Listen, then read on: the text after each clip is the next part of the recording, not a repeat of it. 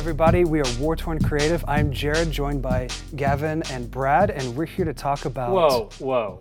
We ain't here to talk about anything. Because you know what time it is? It's time to stomp on everything. Nah, that's not a thing anymore. What? Yeah, that's out the table. Sorry there, Baroness, but it's not happening anymore. Oh my goodness. Well, as far as we know, that is. Yep, that's right. They've specified that a lot of the specific rules for super heavies and gargantuan monstrous creatures have been thrown out.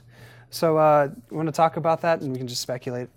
Yeah, so, I mean, we're used to seeing, like, the gargantuous monstrous creatures and super heavy vehicles all had this, like, special brew of rules that came along with just being that unit type. It's kind of like any other unit type, but this one had, like, super heavy vehicles and GMCs all had this, like 5 to 12 special rules. Yeah. Just like fearless, they do this, they smash down, all these special rules. And we're seeing that go out the window. Now we're probably going to see a lot more unit-specific special rules, so we're getting a lot less of this, hey, you get all these bonuses just for having this classification, and more of a, you kind of have to earn that rule. So if you deserve something like, I don't know, maybe if there is something like a stomp, it'll only be on models that could probably stomp, like our Wraith Knights here and our Imperial Knights here, and we're not going to see as many like questionable things being able to do stuff like that. We're also going to see buffs to things that were on the brink, that weren't quite what Games Workshop thought to be good enough, being brought back up to kind of fill in this like middle area that we had, which is really exciting. Gorkanauts are not trash. Yeah. So with the special rules out the table, what kind of replaces that? What makes those, models now still be viable? So they said to compensate for all the things they're taking off, like I imagine like GMCs will lose their like poison immunity, like almost poison immunity. Yeah. And feel no pains. And they've just kind of crunched all of those models and the questionable ones down into just having these really good stat lines, like super tanky, lots of wounds, a good save, and for the most part, pretty good in mobility, and just being this powerhouse, where their application is what makes them that classification. Right. And what they've shown with for an example, the Morkanaut, which we just talked about, they've shown that it's toughness 8 with 18 wounds. Which is the highest. It's a lot of wounds. It's the highest thing that they've shown us. Yeah. But they went further along and said that the Imperial Knights will have what, over 20? Over 20. Over 20, which is massive. But when you think about it, it's still somewhat easier to deal with when they've shown the profile for Alaskan, which does D6 wounds.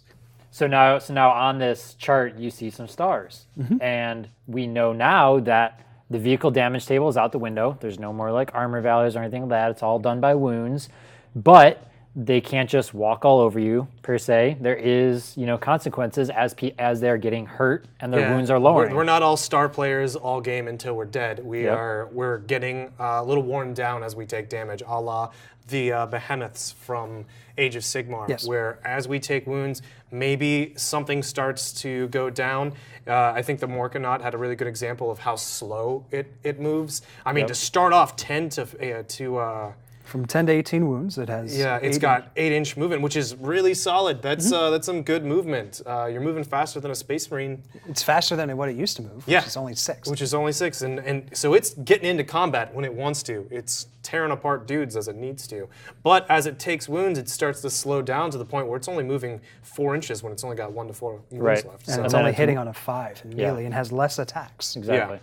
So I think this opens up a lot, because they've even mentioned in this article about how it's not all going to be the same. We may see things that get significantly worse at shooting, but stay just as killy in close combat, or the other way around. And maybe we see things that only lose movement effectiveness. It's going to be really interesting to see this kind of variety that we're having opened up to us with these tables. Yes, I mean, it definitely replaces a lot of the special rules, because now essentially the special rules are how they are getting weaker as they're getting damaged, and how it's affecting that model and how that model plays, whether it's movement, weapon strength, ballistic skill, anything like that. So it definitely brings a lot more, fluff to the table and allows you to, play certain models a certain way, essentially. Right. I'm actually looking forward to some of the orc giant battle wagons taking wounds and potentially moving faster because they've lost so much weight. Although they ramshackled into a truck. Yeah, it's like, this is now a truck. So that about does it with large models. Overall, it's really good. Things to see as we've been seeing. I just want to chime in real quick. Yeah. I think this change is better, in my opinion, because again, they've actually made it a point that the vehicles or units that were within that it's not quite there yet, but it should be because everybody was really wanting it to be, would just get popped right and left super easy. Or like in the Morkonaut's case, if it didn't blow up, it was likely it got immobilized and just kind of sat there flailing all game. All I really care about is my Wraith Knight because now if Stomp's out of the table, it might not feel no pain. The D weapon, all I'm seeing is well, I can see it. The Wraith Knight getting shit on? Yeah, I don't know. And rightly so. I don't know what to and do. rightly so. It's just payback. I'll say that they're going to balance it appropriately and make it thematic because this whole lumbering, I degrade as I take damage, is really, it feels good and it's also super orky if you think about it. It's this thing that moves super fast, or faster than it used to, and it's just a wanton destruction smashes machine. things in close combat, but as it's arm gets fused by melta blasts and all that other just stuff. falls apart because it's an orc thing. It's just kind of, the single mech in there just piloting the gun, being like, oh God, please. I just can't do my, charge in, kill everyone, stomping over everyone, charge in. Yeah, you can't have a field day anymore. You get worse over time.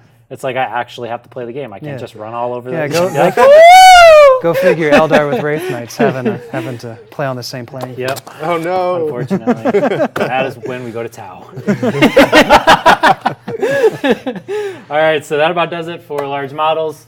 Here at Wartorn Creative, make sure you like the video, subscribe, comment below. Let us know if you guys are going to be suffering like me with, not being able to just run all over the battlefield with your awesome Eldar and Wraith Knights, just destroying everybody. You're going to have to be a little bit more careful now. We'll see you guys next time.